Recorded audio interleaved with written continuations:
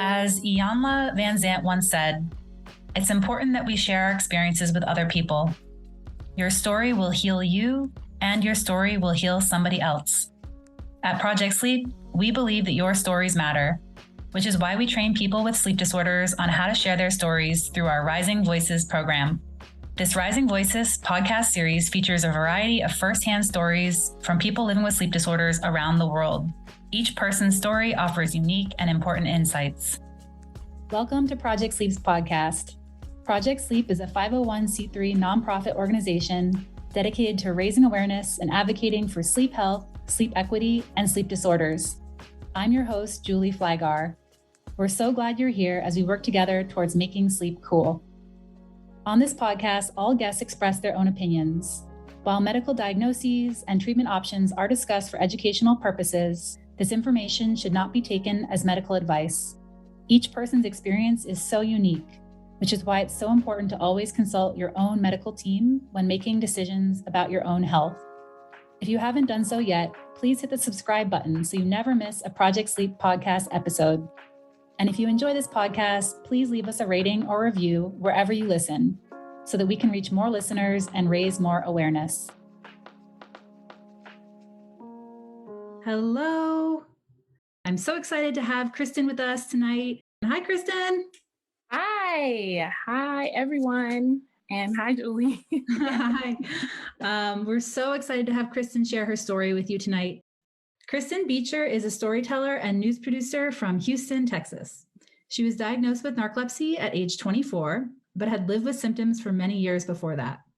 As a speaker with Project Sleep's Rising Voices of Narcolepsy program, she tells her own story and hopes to let others living with narcolepsy know they are not alone. So it is just my huge honor and pleasure to introduce you guys to Kristyn. Take it away. Okay, hi y'all. So as Julie said, I'm Kristyn. I grew up as an only child in Houston, Texas, and I'm extremely close to my mom and my dad. And as a kid, I really loved reading and writing. It was my absolute favorite thing to do.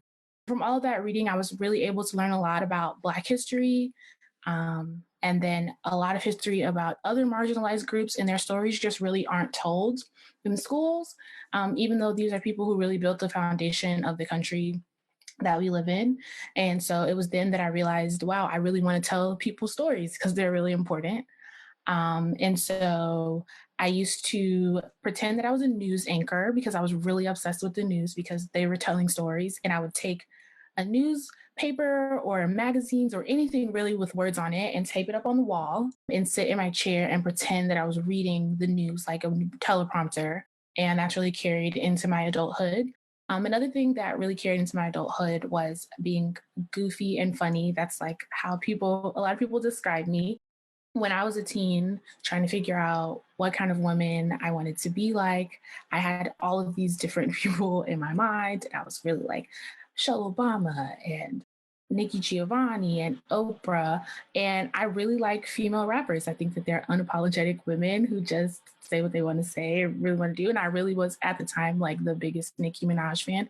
So I would wear that blue Nicki Minaj wig everywhere. And I would wear it when I thought it was acceptable, which was never. That wig was plastic from the dollar store and ugly. And I should not. I have so many stories of people being like, Kristyn, we're not going to talk to you if you don't take this thing off your head. And I don't know what happened to it. I feel like my mom probably threw it away because she's like, we need to get this thing out of the house. But that was a big part of my life, was just being goofy and silly. As I got into like high school, people would probably describe me as a sleepy kid. That was just kind of my thing. I slept a lot. But my symptoms really began when I was about 14, so starting high school. I was an overachiever and I got really good grades, but I was not a good student. I had a really hard time staying awake to study and a hard time staying awake in class to take notes, but I have an excellent memory. So if I was awake for the lecture, then I kind of got it. And so when I would try to take notes, they all kind of looked like a mess of scribbles. And one class that was particularly hard was Chinese. I took it for 2 years. If anyone actually speaks Chinese, this is about to be bad. Ni hao wo jiao Kristyn wo shiru sui. I just said, my name is Kristyn, I'm 15. And that's the only thing I know how to say in Chinese. I am not 15, but I was 15 when I took the class, and it was I couldn't remember anything else. from that class but that one sentence. But what I do remember is the day that my really strict teacher became fed up with me sleeping all of the time. So it was a day not unlike most of the days that I, had in high school. I was sitting in class. I was really tired and I could feel like a wave of sleepiness coming over me. And I could feel myself starting to do all the things that I do when I'm trying to stay awake in class. So I would blink my eyes over and over again, trying to wake myself up. And if that didn't work, sometimes I could walk around, but it's high school and your teachers don't let you just walk wherever you want to go. So a lot of times I was stuck at my desk and I would punch myself in the leg underneath the desk. And if that didn't work, I would stab myself with pencils or wear a rubber band and pop them to try to like shock myself and wake myself up. And I was doing all of it, trying really hard not to draw attention to that because that's kind of not what a normal thing to be doing in class. And then I just felt this like wave of powerlessness. Like, Kristyn, you want to control your body, but your body is in control of you right now. So you're just going to have to go to sleep. And so it was like a moment that felt pretty like defeat. I dropped my head. I went to sleep. I don't know how long I was asleep, but I know that something went whizzing past my head. And I woke up and I was like, what's going on? The whole class was laughing. My teacher looked so angry. She had thrown a box of tissues. She used to throw things, but she had thrown a box of tissues to try to wake me up. And I was really embarrassed. I stayed awake for the rest of that class, but nothing happened after that. No one said, hey, something's wrong with Kristyn. It was just like Kristyn slept in class and she needs to figure out a way to stay awake. And I couldn't. After that, my sleepiness followed me all the way to Hampton, Virginia. I got a full ride to get a journalism degree at Hampton University, which is a historically Black college in Virginia. And when I was at Hampton, I did everything. I was in every club. I was in every organization. I was tired all the time, but I was very active, very involved, and got really pretty good grades, honestly. And I was in choir and I sang at every commencement. We would sit on the stage. In 2015, the commencement speaker was John Lewis. So just in front of me was the late Congressman John Lewis. And I was so excited to hear him speak, but I could not stay awake for the life. And I tried everything I could. He was telling a story about packing his bag, getting ready to march across the Edmund Pettus Bridge on Bloody Sunday in Selma, Alabama. And it was an amazing story to be told with him just a few feet in front of me on the stage. And I couldn't stay awake. And I was so disappointed in myself because I was like, Kristyn, this man is a civil rights icon. He's a leader. He's a hero.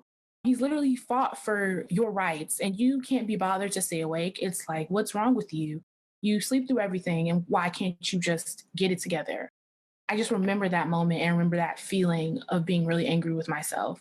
Another thing in college was people taking pictures of me to catch me slipping. That would be a thing like we call it Kristyn slipping. I had just graduated from honors college and another friend of mine was having a ceremony for her commencement. And I walked across campus and promptly sat in the auditorium and fell right asleep. I don't remember her. I didn't even know I went to her commencement. I don't remember that, but there's a picture of me there. So that was something that would happen all the time. I was all over social media sleeping or just pictures of me in people's phones. And I don't think my friends were doing it to be malicious. They thought it was funny, but it was something that I was really self-conscious about because I couldn't control it. And I knew that sometimes I was going to be looking not very cute when I was sleeping. I was invited to the Congressional Black Caucus annual legislative conference in 2015. I was a youth ambassador. I was super excited to be there. And 2015 kind of felt a lot the way that this summer did this year. There was a lot of unrest. There was a lot of discussions about civil rights and the rights of Black people in this country. And I was really felt privileged to be there. And I met Sandra Bland's mother. Sandra Bland had died just a few months before this session, and there was a panel on police brutality and reform in the conference. And so I was really excited to be there. And I remember sitting in the conference and seeing all the cameras around. And as I was like feeling myself being sleepy and falling asleep, I was like, girl, you better wake up because you're going to be on the news in DC asleep. Like, wake up.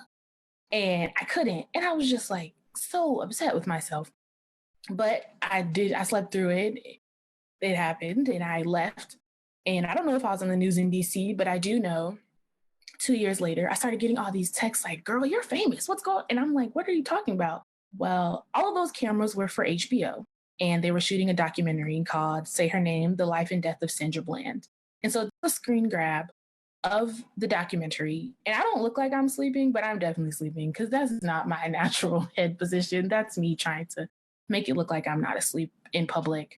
And so I've never actually watched the movie because one, that the subject matter is something that's just really heavy, but also seeing myself in this position and knowing that I had an opportunity to be there and see that live, and I just could not stay awake. And I was so upset with myself. Like, here's another one, this one on the internet, streaming in the homes of millions of Americans for everyone to see, is yet another time when I just couldn't be bothered to stay awake. And I was really just upset with myself. And I had a lot of moments where I would wake up in a place where I was like upset. Like, why? I just slept through that. And I don't even know what I missed. And so I didn't give myself a lot of grace. And I was really hard on myself because there were a lot of really important moments that I missed for sleeping. And my road to diagnosis, that's really like a tale of two cities. So I got my first news job in Fort Myers, Florida. It was an overnight schedule. I was working midnight to 9 in the morning. And in that kind of schedule, everybody is sleepy in the beginning because that's not normal to be awake at night. But slowly everyone starts to get adjusted, and I just never did. It was still really difficult for me to adjust to those hours. But all those happy people in the background, Fox 4 in Fort Myers, they really didn't seem to care that I was sleeping. My boss would like say, all right, y'all, is Kristyn awake before I make this announcement? And somebody would nudge me awake and then they would speak. Like, it wasn't a big deal. And so I worked there for 2 years and nothing happened. Nothing, I was not diagnosed. But I got a really awesome blessing and opportunity to move to Houston. And at 24, I was working at the eighth largest market in the country at a station here in Houston, but I was still working overnight and I was really fatigued. Like, I was just so tired all the time. And so when I was working there, I started thinking that I was feeling like birds flying above my head. I could see the birds, I could hear their wings flapping, I could see the black flashes. And I was like, wow, the ceilings are so high in here. This is so crazy that a bird got in here and is like flying around our heads. And I was asking everybody, like, do y'all see these birds? No, no one sees the birds. And I was new and I didn't really talk that much. And they were probably like, who's this girl that's seeing birds? There are no birds in here. So I stopped asking people about the birds, but I was like, I know there are birds in here. And the job just gave me like a really high stress level. It was a lot of expectations on me. And at the same time, I was diagnosed with Sjogren's syndrome, and that's an autoimmune condition. And the closest thing I can do is describe it to lupus. And for me, it presents itself as a lot of joint pain and probably added fatigue. Can't really tell, which is why I have so much fatigue, but those are some of the main symptoms that I experienced. And so due to all of that, I was having all of these naps, a shift, and people started to tell my bosses on me. And I was like, I need to figure out what's going on because I felt like I was at risk of being fired. My boss kept saying, like, we see you sleeping, we know you're sleeping, and it's not acceptable, Kristyn. Like, what can we do to help you? And so after a lot of like tears and stress, I went to get a sleep study and I was surprised by my diagnosis. I was diagnosed with narcolepsy, which is a chronic neurological disorder that impairs the brain's ability to regulate the sleep-wake cycle. It affects 1 in 2,000 people, which is 200,000 Americans and roughly 3 million people worldwide, excuse me. And I was like, oh, great. Now I have a diagnosis. Y'all can give me a pill or something and we'll be good. And I was very, very wrong about that. Symptoms of narcolepsy vary by person, and they may include excessive daytime sleepiness. That's periods of extreme sleepiness during the day that feels comparable to how someone who doesn't have narcolepsy would feel after staying awake for 48 to 72 hours. So that's pretty much all the stories I told you about me being really sleepy all the time. That was me experiencing excessive daytime sleepiness. Other symptoms include cataplexy, which are striking and sudden episodes of muscle weakness, which are usually triggered by strong emotions like laughter, surprise, or anger. And it can vary from being as severe as the slackening of the jaw to the buckling of the knees or falling down. And it can last from a few seconds to several minutes. During cataplexy, the person remains fully conscious, even if unable to speak during an episode. I do not experience cataplexy. Hypnagogic and hypnopompic hallucinations, those are visual, auditory, or tactile hallucinations while falling asleep or waking up. They can be frightening and confusing. And so those birds that I was seeing, there were not birds. And so I'm glad I stopped asking people about them because no one else could see them. I was falling asleep or waking up. I'm not exactly sure. But once I was diagnosed and learned about this, I was able to really notice when I was seeing those birds that I was more tired than I thought I was. And I would do something like get up and walk around or drink some water to try to make myself stay awake. Another symptom is sleep paralysis, and that's the inability to move for a few seconds or minutes upon falling asleep or waking up. And those are often accompanied by the hallucinations. It's important to know that people without narcolepsy can experience sleep paralysis, but about one third of all people experience them at some point in their life, usually during periods of high stress or poor sleep. But for people with narcolepsy, these are much more frequent and consistent over time. And another symptom that people probably wouldn't expect is disrupted nighttime sleep. So people with narcolepsy don't just sleep all the time. The timing of sleepiness is off with narcolepsy. And so a person may fight sleepiness during the day, but they can struggle to sleep at night. And I experienced that a lot, waking up in the middle at 3 in the morning, almost like every day. Like it's time to wake up, but it's really not. And there are two forms of narcolepsy: narcolepsy with cataplexy and narcolepsy without cataplexy. Research suggests that narcolepsy with cataplexy is caused by a lack of hypocretin, which is a neurotransmitter in the brain that helps sustain alertness and regulate your sleep wake cycle. And less is known about narcolepsy without cataplexy. I have narcolepsy without cataplexy, which is why I wish there was more research to know what exactly causes narcolepsy type 2 or narcolepsy without cataplexy. For diagnosis, that typically includes a 24-hour sleep study, so a nighttime portion, which is the polysomnogram, and a daytime nap portion, which is a multiple sleep latency test. And it's based on how quickly and frequently a person will go into rapid eye movement REM sleep, which is the dream stage while you're sleeping. For treatment, there is currently no cure for narcolepsy, and treatment varies widely by person, but can include wake promoting or medicines, which are like stimulants, or histamine directed medicines for daytime sleepiness, nighttime medications to increase wakefulness and reduce cataplexy, antidepressants to reduce cataplexy, and scheduled daytime naps. I have not been able to find a medication really that works with me. And the medication that I have had, I've not been very fond of the side effects. So I would rather just live my life the way that I was before I was diagnosed. But things that have really helped are the coping strategies of social support, like meetup groups or social media, and improvements in general health through sleep hygiene, diet, and fitness. Social support, like that should be at the top. I am that should be at the top of the treatment. I have found a community of people that I didn't even know that I was missing and I didn't know that I was a part of. And I think even when I don't have like a pill that can help me or something, I know for a fact that I can open Instagram and see someone. Like the Instagram algorithm is weird, but sometimes it's like right on time.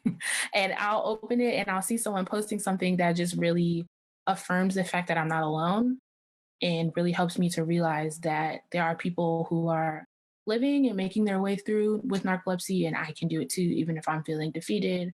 If it's 3 in the morning and I open my phone because I can't sleep. But my sleep hygiene, I don't sleep with my phone next to my bed anymore. So I don't do that. So I can try to go back to sleep if I wake up. So my life with narcolepsy, a lot of people were not surprised. This is a text from my friend. When I was first diagnosed, I started asking everyone, like, can I have pictures of me sleeping? Because I know y'all have them. And so she was like, why you need the pictures? And I was like, well, she was like, because you used to be sleep, like narcolepsy sleep. And I said, well, I actually found out that I have narcolepsy, and that's why I'm asking everyone for pictures. And my friend said, OMG, bless your heart. How horribly hilarious, because we knew this. And the amount of people that were not surprised, which is pretty much everyone, when you explain what narcolepsy is and then see how I was living my life from about age 14 until 24 when I was diagnosed. It's like, duh. But now that I've been diagnosed, I've made a lot of lifestyle changes to allow for more rest in my life. So, for one, I quit my job working overnight as a producer. It was really stressful and difficult on my body. In general, news producing is a stressful job, and working overnight with narcolepsy was really hard for me. And I was really fortunate that I was in a place where I could take a step back and stop working for a couple of months. to just really allow more rest. But on top of that, just not pushing myself as hard as I used to. And I think there's a really amazing blessing for me in having a diagnosis, which is like having this validation for knowing that I'm not just lazy, or it's not just because I'm not taking vitamins, mommy, if you're watching. it's not just because it's not because I'm doing something to hurt myself. It's nothing that I can control. And while there are things that I can do to help, the problem is not me. And so that validation is really something that helps me when I feel bad, when I think back on stuff that I slept through or things that I missed. I'm just really glad about that.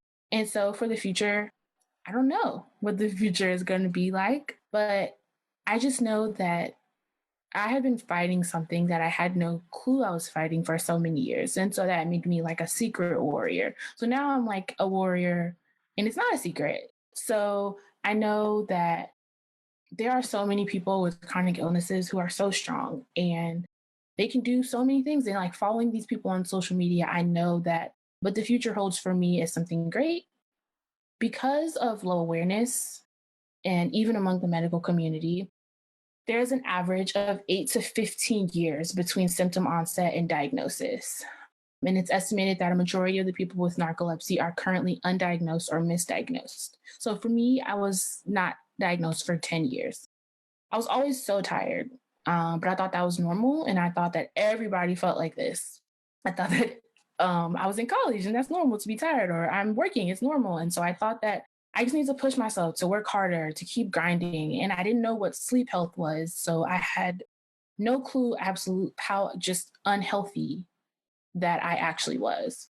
And now that I'm aware of how sleep affects everything, it's actually really wild for me to look back and realize how I walked around for 10 years with a sleep disorder and I got no help. And so it just really bothers me that lack of awareness leaves so many people feeling alone and confused, and that I have to keep reminding people that sleep health is health because it's really important. And so I feel like if I had seen somebody that looks like me tell a story that sounded like mine, I could have gone to doctors earlier. As a journalist, I understand the importance of a story, and I understand the importance of telling your story and how the change that can make. So if telling my story and advocating for sleep research and sleep health awareness can push someone to go to a doctor sooner, or push a doctor to think about maybe recommending one of their patients to a neurologist or a sleep health clinic, then I'm never going to stop telling my story. I'm going to tell it forever because I just know how important a story is. So I just want to say thank you to everybody for listening to me. And thank you so much, Julie, for giving me this opportunity and for creating this platform for so many people to find each other and to find a community. So thank you. Yay! Great job, Kristyn. Thank you for sharing your story and being part of Rising Voices, and for going there to moments that you don't even maybe like remembering, and sharing them so other people hopefully can get help sooner. So I love your story. I could hear it every day, especially I'm a huge Nicki Minaj fan, so I never had a blue wig, but thank you, Kristyn. Are you facing sleep issues or a sleep disorder? Project Sleep is now excited to have the Sleep Helpline, a nonprofit-led free national helpline providing personalized support and resources. You can reach out today to speak with a compassionate resource specialist who will listen and help provide accurate sleep disorders information, resources to help navigate daily living and the healthcare landscape, and connect you with a certified sleep center and patient support organizations. Contact the Sleep Helpline at 1-800-819-2043 or by filling out a form on our website at project-sleep.com. You've spent your career and your education in media and news production, and narcolepsy is always trying to get more, coverage in the media. How has your experience been so far bringing those two things together as far as getting more coverage for narcolepsy, or what are you seeing about how the media covers narcolepsy today? That's a really good question. I honestly, as I was working with the World Narcolepsy Day 2020 committee, I was really trying to push to get the story out there about World Narcolepsy Day and just people's narcolepsy stories in general. And I've learned a lot, even those couple of weeks that I was really pushing for that, about my industry and about how they choose health stories. And so I just think that as a whole, any type of advocacy for health you would think would be something that a news outlet would want to cover. And that typically is, but for some reason, sleep health isn't seen as health. And so it kind of seems like, well, we can cover it maybe, or we can do something maybe if we have time, but that wouldn't be necessarily the case for, let's say, a story about breast cancer or a story about diabetes. And so I think that, and that's something that I don't know exactly how we can get to that place, but I think of course, there are people who, if you have an amazing story, there are people who want to hear your story. And I know the importance of it, and putting a story out there on narcolepsy or sleep health in general can really do so much. And there are people who have seen stories on the news and gotten help because of it. So I get the importance, and I just really wish and hope that my industry will take it a little more seriously. And I guess that's why I'm here. So Thank you. Yeah, I think, well, and we talked about this, you and I, that it was a strange year too because of the pandemic. yeah. And that it seemed to be that, like, if we could have a tie-in somehow with the pandemic, then that would maybe help a little bit more. Yeah. But we did get a few really good news stories. And if you guys are interested in doing more media work, Kristyn and I and Kylie, one of our board members, did a great training session together. And I know that that led at least, two really wonderful Rising Voices advocates to get their story covered. So, we're getting there slowly but surely. Got to be patient.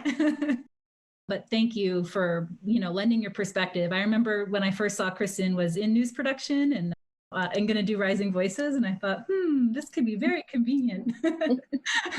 And she's just dedicated so much time and thoughtful energy to that. So, all right. So we have a question from Matt. Matt would like to know, he says, you have met many influential people and community leaders. Who was the most impactful, and who would you like to meet in the future? Most impactful, I would say meeting Geneva Veal-Reid, which is Sandra Bland's mother, was like an extremely impactful moment, because for someone who was like so fresh in her like grieving and mourning, she took me and two of my friends, and she was like, "You guys are my daughters. I pick up daughters everywhere I go." And when she found out that I was in journalism, she like specifically spoke to me and talked to me about the importance of using my voice to tell stories, and especially stories of like her daughters, so that we could lead to change. And it was just, I was still in college, so I hadn't ever even produced a newscast ever. But like hearing that was just like a real like testament that I was in the right place and I was going in the right direction. And so that was really impactful for me, and for someone who could have had every right to just be like, "Hi, nice to meet you. I have to go on about my day." But she really took the time to pour into me. And someone who I would like to meet, I want to meet Stacey Abrams. She's awesome. And she's just a woman that is just changing the world and never taking no for an answer. And it's like, "Oh, you're going to try to block me this way? Well, cool, I'll do this." And so just like her unapologetic, like boss attitude is everything. And I would love to meet her. She's awesome. So Nicki Minaj didn't quite rise to the top there? She didn't rise to the top. She's got to be somewhere in like the ballpark though, because that would be pretty awesome. That would be awesome. A great answer. Okay, so Lizzie, hi Lizzie. Lizzie would like to know, no pressure, but have you reached out to any of your college professors or high school teachers about your diagnosis? I reached out to a professor. I think she commented on my Facebook or something, and she just said, "Wow, like Kristyn, you're so strong." And I was actually the second student that she knew that had narcolepsy. So there was somebody else at Hampton, hey. But she actually reached out to me. So no, I haven't reached back. But I feel like I think about my Chinese teacher a lot, because she was a character. And I would really like to see what's up with her and let her know that she thought all types of stuff was wrong with me because I was sleeping in her class so much. So I would like to let her know what was going on. That'd be cool. Well, maybe you'll let us know and there'll be an update to your presentation. Yes. I wonder if she's still throwing Kleenex boxes at kids' heads. Oh, I hope not. Times have changed. I don't know. Probably. I think I don't think she works there anymore. Yeah, I have a feeling if you were throwing Kleenex boxes, I don't know. Doesn't seem great. Okay, let's see. We have a question from Victoria. Hi, Victoria. She wants to know, did you notice a change in symptoms living in different areas? Living in different areas, I noticed a change in symptoms. Yes. So, and this is just, I believe, because of like daylight savings kind of thing. I moved home. I moved back to Houston from Florida right around daylight savings time last year. And I ended up, then I like switched my hours, just a couple, like my work hours by starting a little bit earlier. And so from like losing an hour and then starting work a little bit earlier, I felt like if there was like a narcolepsy switch, I like turned that bad boy up to 10,000. And I don't know if that was, I don't know if that was a real thing or not, but I do know that like moving and then losing an hour and then losing an hour for daylight savings, I was just like, all right, this is awful. I need to go back to Florida or something. I always feel like humidity impacts, but I feel like both Florida maybe and Texas are both pretty humid. Yeah, I mean, it's hot and awful in both places. So it wasn't, I left heat and came to more heat.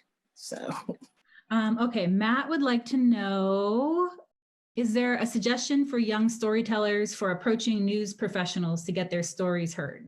I think building genuine connections with the reporter or the news anchor or whoever they want to tell their story to, like we're regular people. And honestly, if they work in news, then they understand the importance of the story and they understand how to make your story into something beautiful and amazing. And so I think like if you can follow them on social media, if that's an easy way to get in contact with people right now, and pay attention to the types of stories that they do to realize, oh, well, they seem to really care about health. If you look at the reporters in your station, at the local stations, you can kind of tell the ones who do the 5K for some cause or who are always making sure that they have on a pin or a tie leading to some sort of awareness month. So I would think like looking for people who seem to really care about health and health advocacy, because even if they're not actually advocating because of their own connection to the condition, I think like finding a person who seems to really care about health in general would really help. Yes, that is a great point. It's always about genuine connections. I think that's like, so important when we think about reaching anyone, really. And I was just going to add to also not be too worried if you don't hear back from people, because I think, just do try to reach out to a lot because you never really quite know who's going to respond. Do you want to mention anything about that, Kristyn? Oh, definitely. So, I mean, I wouldn't say put all your eggs in one basket. Like in most cities, there are 4 stations, like if you're trying to get it on TV. So there are people at all of those places. There's so much now, there's so many different avenues for storytelling. There are blogs, there are podcasts, and a lot of those are way more willing to take stories from people like off the street. So I would say reaching out to as many people as you can respectfully and not in a stalkerish way, because you don't want to become that person that everyone knows won't stop emailing the station. But I just think definitely looking for blogs or podcasts, Instagram pages, like influencers in your community. That's a really easy way you can start small. And then if that gets big, it can then get picked up by who knows. Awesome. Okay, you have a question. Do you have any suggestions to teach people who are newly diagnosed how important it is to find support groups and also to advocate for what they need? I can just say again, support is really important. Like since I was diagnosed and then the pandemic hit a month later, basically, because it was the end of January, I have not actually met anybody in person, but it doesn't feel like that. So I think like even the easiest thing to do is to go to Instagram or Facebook or Twitter and type in hashtag narcolepsy and then follow the narcolepsy hashtag. And that's how I started. And I'm pretty sure how I found Project Sleep. And I'm pretty sure I found Julie first, actually. And then I'm a creeper, so I was just going through everybody's life. But I think that's really helpful. And then be a little bit of a creeper. And when you go through people's pages, like look at their lives and you can see like people's lives really look just like yours and they have narcolepsy. And so that helped me build up the courage to reach out. And so sometimes I reach out to people now just off the fact that they posted a picture. And that's really helpful. And what was the second part of that question? How to advocate for what they need. I'm still learning this, I would say, but when I have started working again, and I know for like advocating, especially like in the workplace for what I need, that's a personal decision for everyone. I went back and forth on whether I was going to disclose, but I'm very proud of myself that I did because it saved me from working a night shift again. And it also just lets me have like some sort of safety net if I feel like, okay, I really do need to take a nap. I'm working from home, so it's easier. But if we were in a station and I needed to step away, if I didn't advocate for myself and I just let things happen to me as I was doing before in my old jobs, that was just a lot of added stress that didn't need to be there. And so I'm still working on that because it is kind of scary sometimes. And it is telling people your business that you might not want to tell. And you have every right not to. But I just think for what I'm doing right now, it does, the benefits outweigh the risks. Yeah. And I just want to add, Kim, thank you for supporting your spouse with narcolepsy. There's a longer comment that she had first before the question, but, I think it's like, it was a journey for me. It took me about, I think it was 8 months before my parents dragged me to a Narcolepsy Network conference. I didn't want to go. I didn't know what I thought other people would be like. And then I was really glad they did ultimately, but I resisted support from other people. So I definitely kind of understand that perspective too. And, advocating for myself was a process too. And so I wish that, everyone was a little bit like Kristyn and, was searching the hashtags and getting involved so quickly. Like I can't still believe that Kristyn was just diagnosed in January and like she feels so much part of this community in my own life. And when I think of my own journey, I was nowhere where Kristyn is as far as being part of the community so quickly. And so I know everyone's sort of on their own path and we can't always force that, which stinks. But thank you, Kim, for being a supportive spouse and just being there for your loved one, because that is very meaningful as well. And being here to hear about other people's stories. So if you could have your own media platform to amplify stories that cross multiple identities or communities you identify with, or ones you don't, what would you want it to be or look like? Oh, wow. I think about this a lot. I've been thinking about this probably my whole life, like how but I would just want a place like a mobile community that everyone feels welcome and that their stories feel important. And so something that would definitely be amplifying stories of women, of young people, of people of color, of disabled people, of people of the queer community, like communities that are told that they're other and that are told that like let's amplify an underrepresented voice in this major organization. Like I wouldn't want it to be a special highlight when you talk about someone who's typically underrepresented. I want it to look like this is what it's supposed to be. I want it to just look like you belong here and we're not throwing you a bone by telling your story. We're not working to, increase diversity by telling your story. Like you exist and you deserve to be told about in a way that the majority of the world gets talked about. And so I don't exactly know how that would look because that's a huge undertaking, but just something that doesn't make it feel like, well, today we're going to highlight this one voice. I want it to feel like every day we're highlighting all of the voices because that's what the world looks like. I'm ready for that platform. That sounds great. let's see. I think that's it for questions. So I just want to thank Kristyn so much for being part of this program and for sharing your story tonight. Yeah, it's just really important, and feel so lucky to know you and have you part of this dream team. Thank you so much. Bye for now.